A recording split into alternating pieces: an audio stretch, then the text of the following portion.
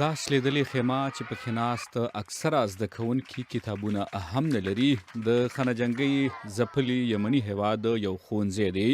لکه څنګه چې په خیبر پښتونخوا کې وسلوالو سلګونه تعلیمي ادارې ړنګولې دي، همدا شان په یمن کې هم خانه جنګۍ نږدې 3000 ښوونځي تباه کړي دي.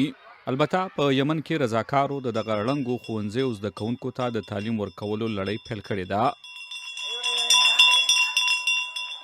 المعلمین كلهم متطوعين لا يوجد تأهيل من قبل. ټول ښوونکي رضاکاران دي، په رسمي ډول ټاکل شوي یا روزل شوي حکومتي کارمندان نشته.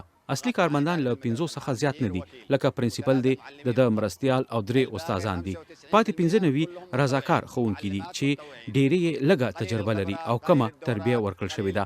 دوی په مؤثره توګه د درسونو وړاندې کولو لپاره زده کړې او روزنې ته اړتیا لري. الطلاب وحسن توصيل المعلومه للطالب بالشكل الصحيح. په یمن کې له سکولونو د بهر زده کوونکو لپاره د سعودي حکومت په مرسته ښوونځي جوړ کړل شوي چې ډېرې اسانتیاوې لري.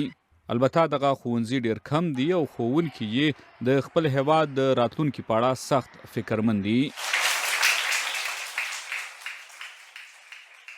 بيكون فيه اثر سلبي على الجيل بشكل عام. د زده کړو ځنډول په ټول نسل منفي اغیز لري. ټول نسل به په پای کې د لوستلو او لیکلو توان نه لري. دا به یوه تباهي وي. حتی هیواد په خپله پرمختګ نشي کولی.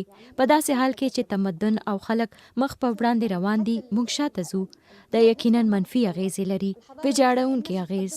احنا هنرجع لورا. اكيد هذا لها اثار سلبيه لو توقفت الدراسه، اثار كارثيه بمعنى الكلمه.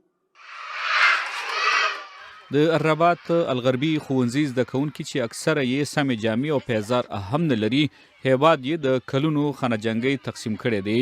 په دې شاوخوا 10 کلنه خانه جنګۍ کې زرګونو کسانو ته مرګ جوړه هم اورېدلې ده.